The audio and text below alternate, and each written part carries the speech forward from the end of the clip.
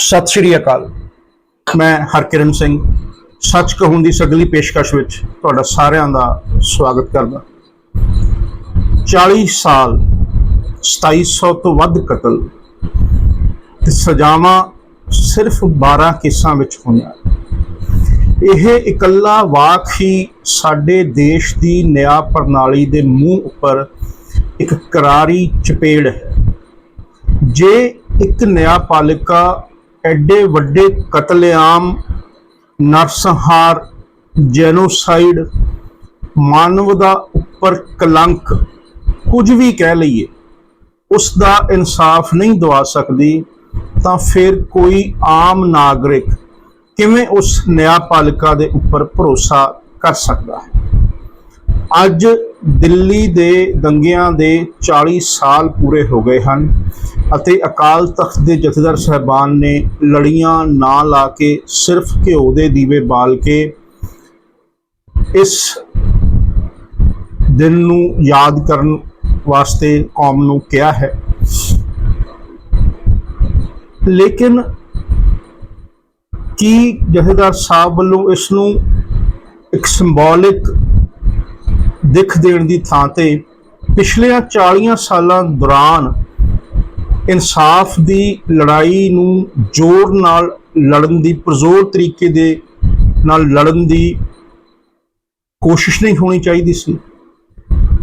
इस लड़ाई विच साडियां संस्थावां जो ने सिख संस्थावां ने वो बुरी तरह फेल हुईआं ने। भावें SGPC वालों पीड़ितां की मदद करन दा या वकीलों की फीस देण दा उपराला कई बार किया गया होवे, लेकिन जो लड़ाई लड़ते दिखाई दिते जाने चाहिए सी उस तरह की लड़ाई किसी भी सिख संस्था वालों नहीं लड़ी गई। ये भी एक तथ्य है, ये भी एक सच्चाई है। सीनियर वकील HS फूलका लंबे समय तो इन्हां दंगा पीड़ितां दे मुकदमे लड़ रहे ने। इकल्ले उही वकील लाइमलाइट च कह लो या चर्चा विच हन जो इन्हां पीड़ितां दे केसां नूं लगातार लड़ रहे ने, अदालतां दे विच चैलेंज कर रहे ने। उन्हां ने ये कहा कि जिन्ने कमिशन ते कमेटियां बनाईयां गईयां हन इन्हां दंगियां दी जांच करन लई, उन्हां दी गिणती जिन्नियां सजावां होईयां ने उस तो किते ज़्यादा है। जिन्नियां दोषियां नूं सजावां होईयां ने उस तो किते वध गिणती जांच कमेटियां दी या कमिशनां दी है जो इन्हां दंगियां दी जांच करन दे लई बनाए गए। इसका मतलब की कढ़िया जाए, इसका मतलब है कि जांच दे नां ते सिर्फ लिपा पोची हुई है, अखां दे विच घट्टा पाया गया है। दोषियों नूं सज़ा दिवाउण दी जिहड़ी कोशिश की जानी चाहिए सी वो कोशिश नहीं हुई। विस्तार नाल इस सारी जानकारी की सांझ तुहाडे नाल पाउण दी कोशिश करते। एक कमिशन साबका प्रधानमंत्री अटल बिहारी वाजपेयी वालों 2005 दे विच स्थापित किया गया सी, जिसनूं नानावती कमिशन कहा जाता है। इस कमिशन की रिपोर्ट मुताबिक दिल्ली दे सिख विरोधी दंगियां दियां कुल 587 FIR दर्ज कीतियां गईयां सी। इन्हां 587 FIR विचों 241 यानी दी तकरीबन अद्धियां FIRs नूं अनट्रेस्ड यानी अणपछाते या कह दो लभे नहीं ये कह के करा बंद कर दिता गया सी कि ये FIRs अनट्रेस्ड ने, इसलिए उन्हां दी कोई जांच नहीं हो सकती। 253 केस अजिहे हैं जिहदे विच जो मुजरम सी, जो दोषी सी वो बरी हो गए, उन्हां नूं बरी कर दिता गया। जिहड़ियां बचियां उन्हां दे विचों 40 पेंडिंग ट्रायल है, मतलब उन्हां दा केस अदालतां दे विच चल रहा है। एक FIR हजे भी पेंडिंग इन्वेस्टिगेशन है, मतलब उसकी जांच चल रही है, किसी नतीजे ते नहीं पहुंची, उसकी कोई चार्जशीट दाखिल नहीं की गई किसी अदालत दे विच, किसी भी बंदे उपर दोष तय नहीं किए गए, जांच चल रही है। इन्ने सालों बाद भी 11 FIR रद्द कर दित्तियां गईयां, होर 11 FIR विच दोषियों नूं ਜਾਂਚ ਤੋਂ ਬਾਅਦ ਬਰੀ ਕਰ ਦਿੱਤਾ ਗਿਆ, ਡਿਸਚਾਰਜ ਕਰ ਦਿੱਤਾ ਗਿਆ ਕਿ ਇਹ ਜਾਂਚ ਤੋਂ ਬਾਅਦ ਪਤਾ ਲੱਗਿਆ ਕਿ ਇਹ ਦੋਸ਼ ਸਿੱਧ ਨਹੀਂ ਹੁੰਦੇ। 3 ਕੇਸ ਵਾਪਸ ਲੈ ਲਏ ਗਏ। ਜਿਨ੍ਹਾਂ ਨੇ ਸ਼ਿਕਾਇਤ ਕੀਤੀ ਸੀ, ਸ਼ਿਕਾਇਤਕਰਤਾ ਵੱਲੋਂ ਹੀ ਇਹ ਕੇਸ ਵਾਪਸ ਲੈ ਲਏ ਗਏ। ਅੱਜ ਦੀ ਤਰੀਕ ਦੇ ਵਿੱਚ ਸਿਰਫ 27 ਕੇਸਾਂ ਦੇ ਵਿੱਚ ਮੁਜਰਮਾਂ ਨੂੰ ਦੋਸ਼ੀ ਕਰਾਰ ਦਿੱਤਾ ਗਿਆ ਹੈ, ਜਿਨ੍ਹਾਂ ਦੇ ਵਿੱਚੋਂ 12 ਕੇਸ ਕਤਲ ਦੇ ਹਨ। 27 ਕੇਸਾਂ ਦੇ ਵਿੱਚ ਹੀ ਸਜ਼ਾ ਸੁਣਾਈ ਗਈ ਹੈ, ਜਿਹਦੇ ਵਿੱਚੋਂ ਸਿਰਫ 12 ਕੇਸ ਕਤਲ ਦੇ ਹਨ। 3000 ਦੇ ਲਗਭਗ ਸਿੱਖਾਂ ਨੂੰ ਸ਼ਰੇਆਮ ਦਿੱਲੀ ਦੀਆਂ ਸੜਕਾਂ ਉੱਤੇ ਜਿਉਂਦੇ ਜਲਾ ਦਿੱਤਾ ਗਿਆ, ਮਾਰ ਦਿੱਤਾ ਗਿਆ, ਵੱਢ ਦਿੱਤਾ ਗਿਆ, ਟੁੱਕ ਦਿੱਤਾ ਗਿਆ, ਤੇ ਸਿਰਫ 12 ਕੇਸਾਂ ਦੇ ਵਿੱਚ ਅਦਾਲਤਾਂ ਨੂੰ ਦੋਸ਼ੀ ਲੱਭੇ, ਉਹਨਾਂ ਨੂੰ ਦੋਸ਼ੀ ਕਰਾਰ ਦਿੱਤਾ ਗਿਆ। ਬਾਕੀ ਕੀ ਕਤਲ ਹੋਏ ਹੀ ਨਹੀਂ? ਇਹ ਸਵਾਲ ਅਦਾਲਤਾਂ ਦੇ ਸਾਹਮਣੇ ਹੈ ਤੇ ਸਾਡੀ ਨਿਆਂ ਪ੍ਰਣਾਲੀ ਨੂੰ ਇਸ ਦਾ ਜਵਾਬ ਦੇਣਾ ਚਾਹੀਦਾ। ਹੋਰ ਵਿਸਤਾਰ ਨਾਲ ਸਮਝਣ ਦੀ ਕੋਸ਼ਿਸ਼ ਕਰਦੇ ਹਾਂ ਕਿ ਇਹ FIRਾਂ ਕਿਵੇਂ ਤੇ ਕਿੱਥੇ ਦਰਜ ਕੀਤੀਆਂ ਗਈਆਂ। 108 FIRਾਂ ਸਾਊਥ ਦਿੱਲੀ ਦੇ ਵਿੱਚ ਦਰਜ ਹੋਈਆਂ, 98 FIRਾਂ ਈਸਟ ਦਿੱਲੀ ਦੇ ਵਿੱਚ ਦਰਜ ਹੋਈਆਂ, 96 ਨਾਰਥ ਈਸਟ ਦਿੱਲੀ ਦੇ ਵਿੱਚ ਦਰਜ ਕੀਤੀਆਂ ਗਈਆਂ। ਵੈਸਟ ਤੇ ਨਾਰਥ ਵੈਸਟ ਦਿੱਲੀ ਵਿੱਚ 66 FIRਾਂ ਦਰਜ ਹੋਈਆਂ।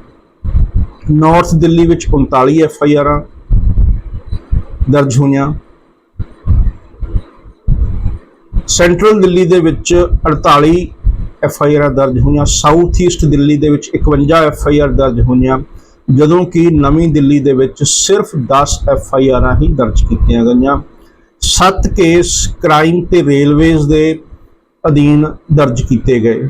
ਇਹ ਸਾਰੇ ਦਿੱਲੀ ਦੇ ਦੰਗਿਆਂ ਦੇ ਵਿੱਚ ਹੋਈਆਂ FIRਾਂ ਦੀ ਵੰਡ ਹੈ ਕਿ ਜੀਓਗ੍ਰਾਫਿਕਲੀ ਕਿੱਥੇ ਕਿੱਥੇ ਦਰਜ ਹੋਈਆਂ। ਇਸ ਤੋਂ ਇਹ ਦਿਖਾਈ ਦਿੰਦਾ ਹੈ ਕਿ ਇਹ ਦੰਗੇ ਦਿੱਲੀ ਦੇ ਕਿਸੇ ਇੱਕ ਪਾਰਟ ਦੇ ਵਿੱਚ, ਕਿਸੇ ਇੱਕ ਹਿੱਸੇ ਦੇ ਵਿੱਚ ਕੇਂਦਰਿਤ ਨਹੀਂ ਸੀ। ਇਹ ਨਹੀਂ ਹੋਇਆ ਸੀ ਕਿਸੇ ਇੱਕ ਹਿੱਸੇ ਦੇ ਵਿੱਚ ਕੋਈ ਮਾਮੂਲੀ ਤਕਰਾਰ ਲੈ ਕੇ ਕੋਈ ਚੀਜ਼ ਦਾ ਵਧਾ ਇੰਨਾ ਹੋ ਗਿਆ ਸੀ ਕਿ ਉਹ ਦੰਗਾ ਦਾ ਰੂਪ ਲੈ ਗਈ ਸੀ, ਬਲਕਿ ਪੂਰੀ ਦਿੱਲੀ ਦੇ ਹਰ ਇਲਾਕੇ ਵਿੱਚ ਯੋਜਨਾਬੱਧ ਤਰੀਕੇ ਦੇ ਨਾਲ ਇਹ ਦੰਗੇ ਕੀਤੇ ਗਏ ਸੀ, ਕਰਵਾਏ ਗਏ ਸੀ, ਤੇ ਸਿੱਖਾਂ ਨੂੰ ਚੁਣ ਚੁਣ ਕੇ ਇਹਨਾਂ ਦੰਗਿਆਂ ਦਾ ਨਿਸ਼ਾਨਾ ਬਣਾਇਆ ਗਿਆ ਸੀ। ਇਹ ਜਿਹੜੀ ਜੀਓਗ੍ਰਾਫਿਕਲ ਸਪਰੈਡ ਹੈ ਉਸ ਤੋਂ ਵੀ ਆਪਾਂ ਨੂੰ ਪਤਾ ਲੱਗਦਾ। ਹੁਣ 12 ਫਰਵਰੀ 2015 ਵਿੱਚ ਮਿਨਿਸਟਰੀ ਆਫ ਹੋਮ ਅਫੇਅਰਸ ਨੇ ਇੱਕ ਫਿਰ SIT ਦਾ ਗਠਨ ਕੀਤਾ। SIT ਮਤਲਬ ਸਪੈਸ਼ਲ ਇਨਵੈਸਟੀਗੇਸ਼ਨ ਟੀਮ। ਇਸ ਦਾ ਗਠਨ ਕੀਤਾ ਗਿਆ ਸੁਪਰੀਮ ਕੋਰਟ ਦੇ ਰਿਟਾਇਰਡ ਜੱਜ GP ਮਾਥੁਰ ਦੀ ਅਗਵਾਈ ਵਿੱਚ। ਕੀ ਮਕਸਦ ਸੀ ਇਸ SIT ਦਾ? ਇਸ SIT ਦਾ ਮਕਸਦ ਇਹ ਸੀ, ਉਸ ਨੂੰ ਇਹ ਡਾਇਰੈਕਸ਼ਨਸ ਦਿੱਤੀਆਂ ਗਈਆਂ ਸੀ ਕਿ ਜਿੰਨੇ ਵੀ ਸੀਰੀਅਸ ਕੇਸ ਨੇ, ਜਿਨ੍ਹਾਂ ਨੂੰ ਬੰਦ ਕਰ ਦਿੱਤਾ ਗਿਆ ਸੀ, ਜਿਨ੍ਹਾਂ ਨੂੰ ਕਿਸੇ ਵੀ ਬਹਾਨੇ ਦੇ ਨਾਲ, ਕਿਸੇ ਵੀ ਤਰੀਕੇ ਦੇ ਨਾਲ ਬੰਦ ਕਰ ਦਿੱਤਾ ਗਿਆ ਸੀ, ਉਹ ਸਾਰੇ ਸੀਰੀਅਸ ਕੇਸਾਂ ਨੂੰ ਦੁਬਾਰਾ ਉਹਨਾਂ ਦੀ ਜਾਂਚ ਕੀਤੀ ਜਾਵੇ, ਦੁਬਾਰਾ ਜਾਂਚ ਪੜਤਾਲ ਹੋਵੇ ਤਾਂ ਕਿ ਸੱਚ ਬਾਹਰ ਆ ਸਕੇ। ਕੁੱਲ 293 ਐਸੇ ਕੇਸਾਂ ਦੀ ਦੁਬਾਰਾ ਜਾਂਚ ਕੀਤੀ ਗਈ। ਇਸ ਸਿੱਟ ਦੇ ਦੁਆਰਾ 293 ਕੇਸਾਂ ਦੀ ਦੁਬਾਰਾ ਰੀਇਨਵੈਸਟੀਗੇਸ਼ਨ ਹੋਈ। ਕਈ ਮਹੀਨੇ ਇਹ ਜਾਂਚ ਚੱਲੀ। ਕਈ ਮਹੀਨਿਆਂ ਦੀ ਜਾਂਚ ਤੋਂ ਬਾਅਦ ਇਸ ਸਿੱਟ ਨੇ ਵੀ 199 ਕੇਸਾਂ ਨੂੰ ਫਿਰ ਬੰਦ ਕਰ ਦਿੱਤਾ, ਕਿਉਂਕਿ ਜਾਂ ਤਾਂ ਇਨਕੰਪਲੀਟ ਜਾਂ ਇਨਐਲੀਜੀਬਲ ਰਿਕਾਰਡਸ ਸੀਗੇ ਜਾਂ ਲੈਕ ਆਫ ਵਿਟਨੈਸ ਸੀਗੇ। ਮਤਲਬ ਅਧੂਰੇ ਤੇ ਅਯੋਗ ਕਾਗਜ਼ਾਤ ਉਹਨਾਂ ਜਾਂਚ ਦੇ ਰਿਕਾਰਡਸ ਦੇ ਵਿੱਚ ਪੇਸ਼ ਕੀਤੇ ਗਏ ਸੀਗੇ, ਤੇ ਜਾਂ ਗਵਾਹਾਂ ਦੀ ਕਮੀ ਸੀਗੀ। ਨਾ ਗਵਾਹ ਸੀ, ਨਾ ਹੀ ਸਬੂਤ ਸੀ, ਨਾ ਹੀ ਕਾਗਜ਼ਾਤ ਸੀ। ਜੇ ਕਾਗਜ਼ਾਤ ਸੀ ਉਹ ਵੀ ਅਧੂਰੇ ਸੀ ਜਾਂ ਅਯੋਗ ਸੀ। ਇਸ ਕਰਕੇ 293 ਚੋਂ 199 ਕੇਸਾਂ ਨੂੰ ਦੁਬਾਰਾ ਬੰਦ ਕਰ ਦਿੱਤਾ। 60 ਕੇਸਾਂ ਦੀ ਪ੍ਰੀਲਿਮਿਨਰੀ ਇਨਕੁਆਇਰੀ ਹੋਈ, ਜਾਣੀ ਦੀ ਮੁੱਢਲੀ ਜਾਂਚ ਪੜਤਾਲ ਕੀਤੀ ਗਈ। ਇਹਨਾਂ 60 ਦੇ ਵਿੱਚੋਂ ਵੀ 52 ਕੇਸ ਫਿਰ ਬੰਦ ਕਰ ਦਿੱਤੇ ਗਏ, ਕਿਉਂਕਿ ਸਬੂਤਾਂ ਤੇ ਗਵਾਹਾਂ ਦੀ ਕਮੀ ਸੀ। ਸਬੂਤਾਂ ਤੇ ਗਵਾਹਾਂ ਦੀ ਕਮੀ ਦੇ ਚੱਲਦਿਆਂ 60 ਦੇ ਵਿੱਚੋਂ 52 ਕੇਸ ਫਿਰ ਬੰਦ ਹੋ ਗਏ। ਬਚਦੇ ਜਿਹੜੇ 8 ਕੇਸ ਸੀ, ਉਹਨਾਂ ਵਿੱਚੋਂ 5 ਦੇ ਵਿੱਚ ਹੀ ਪੁਲਿਸ ਵੱਲੋਂ ਚਾਰਜ ਸ਼ੀਟ ਦਾਇਰ ਕੀਤੀ ਗਈ ਅਦਾਲਤਾਂ ਦੇ ਵਿੱਚ। ਇੰਨਾ ਮਾੜਾ ਹਾਲ ਸੀ ਜੋ ਜਾਂਚਾਂ ਹੋਈਆਂ ਜਾਂ ਜੋ ਸਰਕਾਰੀ ਤੰਤਰਾਂ ਵੱਲੋਂ ਇਹਨਾਂ ਨੂੰ ਇਨਵੈਸਟੀਗੇਟ ਕਰਨ ਦੀ ਕੋਸ਼ਿਸ਼ ਕੀਤੀ ਗਈ, ਕੋਈ ਸਬੂਤ ਹੀ ਨਹੀਂ ਬਚੇ ਸੀ, ਕੋਈ ਸਬੂਤ ਜਾਂ ਦਸਤਾਵੇਜ਼ ਛੱਡੇ ਹੀ ਨਹੀਂ ਗਏ ਸੀ ਜਿਨ੍ਹਾਂ ਦੇ ਬੇਸਿਸ ਦੇ ਉੱਤੇ ਦੁਬਾਰਾ ਇਹਨਾਂ ਦੀ ਜਾਂਚ ਕੀਤੀ ਜਾ ਸਕੇ। ਰੋਹਿਣੀ ਦੀ ਇੱਕ ਅਦਾਲਤ ਦੇ ਵਿੱਚ ਇੱਕ ਦੋਸ਼ੀ ਨੂੰ ਬਰੀ ਕਰ ਦਿੱਤਾ ਗਿਆ। ਇਹਨਾਂ 5 ਦੇ ਵਿੱਚੋਂ ਜਿਨ੍ਹਾਂ ਦੀ ਮੈਂ ਗੱਲ ਕਰ ਰਿਹਾ ਹਾਂ ਚਾਰਜਸ਼ੀਟ ਫਾਈਲ ਕੀਤੀ ਗਈ ਸੀ, ਉਸ ਦੀ ਅਪੀਲ ਹੁਣ ਹਾਈ ਕੋਰਟ ਦੇ ਵਿੱਚ ਪੈਂਡਿੰਗ ਹੈ। ਇੱਕ ਕੇਸ ਕੜਕੜਦੁਮਾ ਦੀ ਅਦਾਲਤ ਦੇ ਵਿੱਚ ਪੈਂਡਿੰਗ ਹੈ। ਫੂਲਕਾ ਸਾਹਿਬ ਦੇ ਕਹਿਣ ਮੁਤਾਬਿਕ ਲਗਭਗ 20 ਕੇਸ ਵੱਖ-ਵੱਖ ਅਦਾਲਤਾਂ ਵਿੱਚ, ਦਿੱਲੀ ਦੀਆਂ ਵੱਖ-ਵੱਖ ਅਦਾਲਤਾਂ ਦੇ ਵਿੱਚ ਪੈਂਡਿੰਗ ਪਏ ਹਨ ਸਿੱਖ ਦੰਗਿਆਂ ਦੇ, ਜੋ ਹਜੇ ਵੀ ਚੱਲ ਰਹੇ ਨੇ 40 ਸਾਲਾਂ ਬਾਅਦ, ਜਿਨ੍ਹਾਂ ਤੇ ਕੋਈ ਫੈਸਲਾ ਨਹੀਂ ਆਇਆ। 3 ਕੇਸ ਇਹਨਾਂ ਦੇ ਵਿੱਚੋਂ ਰਾਊਜ਼ ਐਵਨਿਊ ਦੀ ਅਦਾਲਤ ਵਿੱਚ ਕਾਂਗਰਸ MP ਸੱਜਣ ਕੁਮਾਰ ਦੇ ਖਿਲਾਫ ਪੈਂਡਿੰਗ ਹਨ।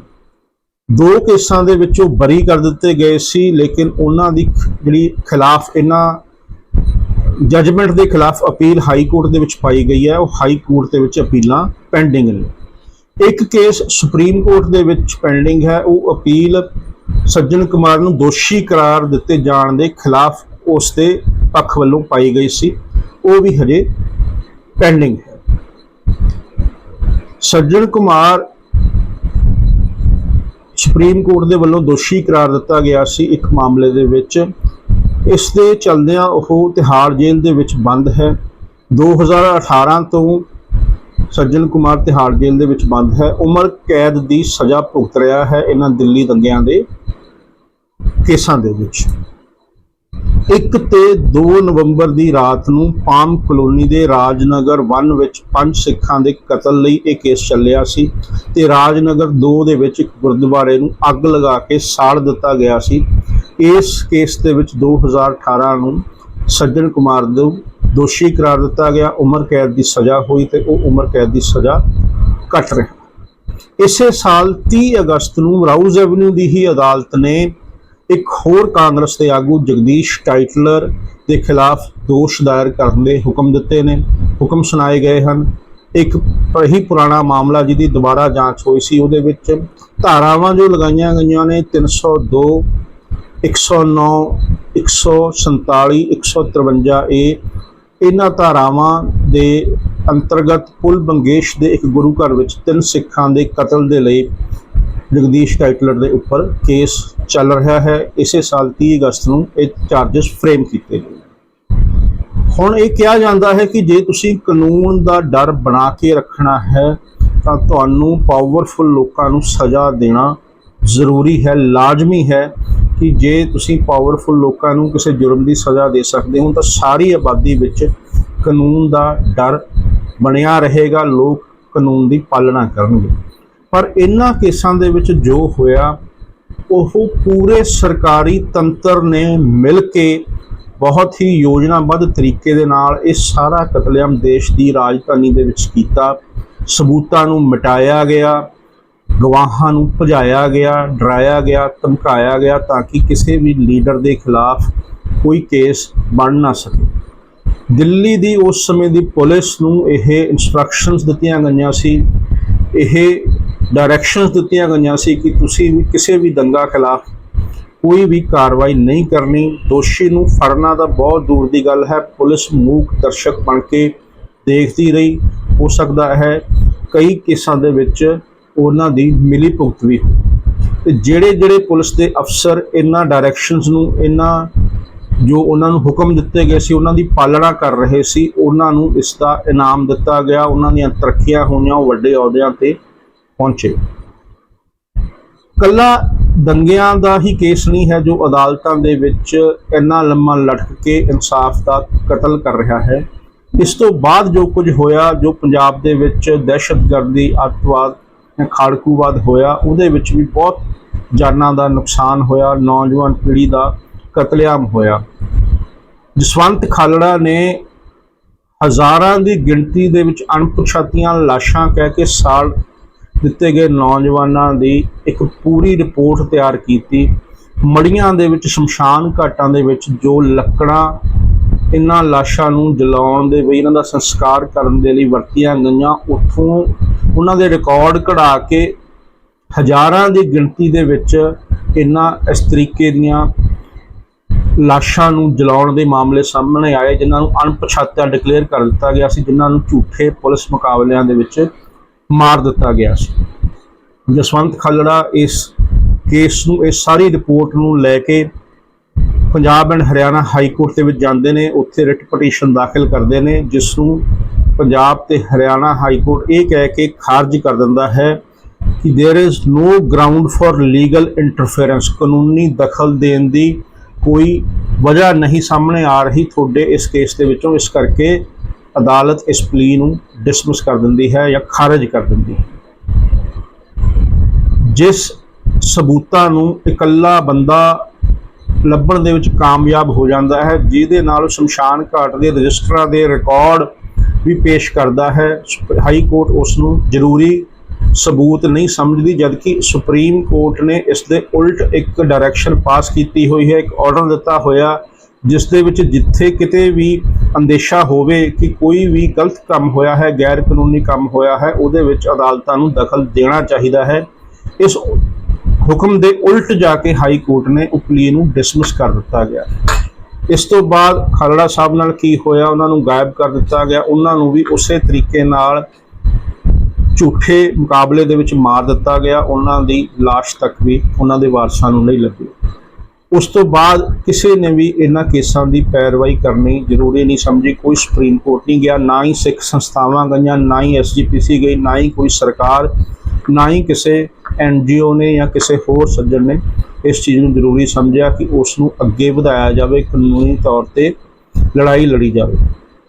ਹੋ ਸਕਦਾ ਹੈ ਉਹ ਹੁਣ ਤੱਕ ਦੀ ਕਾਨੂੰਨੀ ਪ੍ਰਕਿਰਿਆ ਨੂੰ ਦੇਖ ਕੇ ਹੀ ਹੌਸਲਾ ਢਾਹ ਚੁੱਕੇ ਹੋਣ ਕਿ ਜੋ ਹਾਲ ਹੋ ਰਿਹਾ ਹੈ, ਜੋ ਸਾਡੇ ਸਾਹਮਣੇ ਹੈ, ਜੇ ਇੰਨੇ ਲੰਬੇ ਵਕਫੇ ਤੋਂ ਬਾਅਦ ਵੀ ਅਦਾਲਤਾਂ ਕਿਸੇ ਨਤੀਜੇ ਤੇ ਨਹੀਂ ਪਹੁੰਚਦੀਆਂ, ਕਿਸੇ ਦੋਸ਼ੀਆਂ ਨੂੰ ਸਜ਼ਾ ਦੇਣ ਦੇ ਵਿੱਚ ਕਾਮਯਾਬ ਨਹੀਂ ਹੋ ਪਾਉਂਦੀਆਂ, ਤਾਂ ਲੜਾਈ ਲੜਨ ਵਾਲਿਆਂ ਦੇ ਹੌਸਲੇ, ਇਹ ਆਮ ਗੱਲ ਹੈ ਕਿ ਉਹ ਪਸਤ ਹੋ ਜਾਣ, ਮਾਮੂਲੀ ਗੱਲ ਹੈ ਕਿ ਉਹ ਪਸਤ ਹੋ ਜਾਣ। ਬਹੁਤ ਲੋਕਾਂ ਦੇ ਹੌਸਲੇ ਪਸਤ ਹੋਏ, ਲੇਕਿਨ ਹੌਸਲੇ ਪਸਤ ਹੋਣ ਤੋਂ ਵੱਡਾ ਦੁਖਾਂਤ ਇਹ ਹੈ ਕਿ ਨਿਆਂ ਪ੍ਰਣਾਲੀ ਤੋਂ ਬਹੁਤ ਲੋਕਾਂ ਦਾ ਵਿਸ਼ਵਾਸ ਜ਼ਰੂਰ ਉੱਠ ਗਿਆ ਕਿ ਐਡੇ ਵੱਡੇ ਕਤਲੇਆਮ ਨੂੰ, ਜੋ ਕਿ ਇੱਕ ਕਮਿਊਨਿਟੀ ਨੂੰ ਟਾਰਗੇਟ ਕਰਕੇ ਕੀਤਾ ਗਿਆ ਹੋਵੇ, ਕਦੇ ਵੀ ਫਾਸਟ ਟਰੈਕ ਕਰਨ ਦੀ ਜ਼ਰੂਰਤ ਨਹੀਂ ਸਮਝੀ।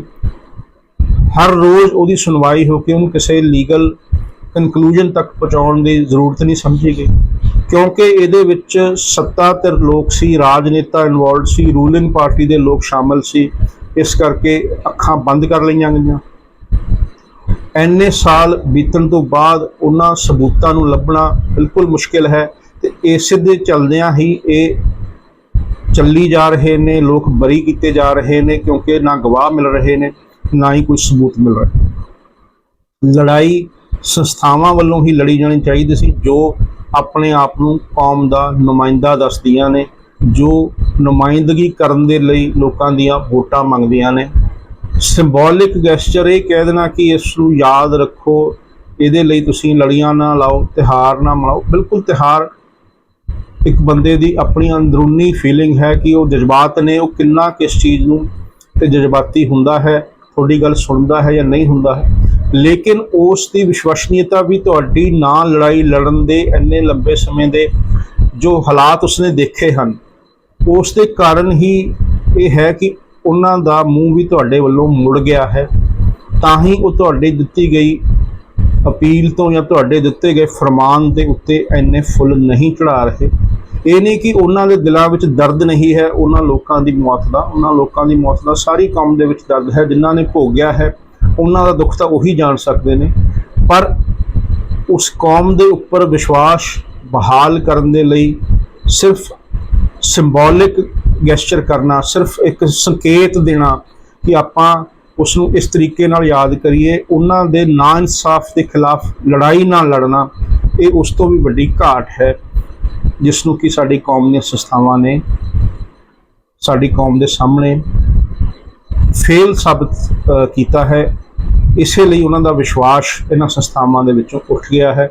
ਵਿਸ਼ਵਾਸ ਬਹਾਲੀ ਲਈ ਹੋਰ ਬਹੁਤ ਕਦਮ ਚੱਕਣੇ ਪੈਣਗੇ, ਬਹੁਤ ਕੁਝ ਕਰਕੇ ਦਿਖਾਉਣਾ ਪਏਗਾ, ਤਾਂ ਹੀ ਸ਼ਾਇਦ ਇਹਨਾਂ ਸੰਸਥਾਵਾਂ ਦਾ, ਚਾਹੇ ਸਾਡੀ ਨਿਆਂਪਾਲਿਕਾ ਹੈ, ਚਾਹੇ ਸਾਡੇ ਸਿੱਖ ਸੰਸਥਾਵਾਂ ਨੇ, ਜੇ ਉਹਨਾਂ ਉੱਪਰ ਵਿਸ਼ਵਾਸ ਬਹਾਲ ਕਰਨਾ ਹੈ ਤਾਂ ਇਹ ਜੋ ਥੋੜ੍ਹਾ ਬਹੁਤ ਹੋਇਆ ਇਸ ਤੋਂ ਕੁਝ ਬਹੁਤ ਜ਼ਿਆਦਾ ਕਰਨ ਦੀ ਲੋੜ ਹੈ। ਇਹਨਾਂ ਖਿਆਲਾਂ ਦੇ ਨਾਲ ਤੁਹਾਡੇ ਤੋਂ ਵਿਦਾ ਲੈਂਦੇ ਹਾਂ। ਧੰਨਵਾਦ।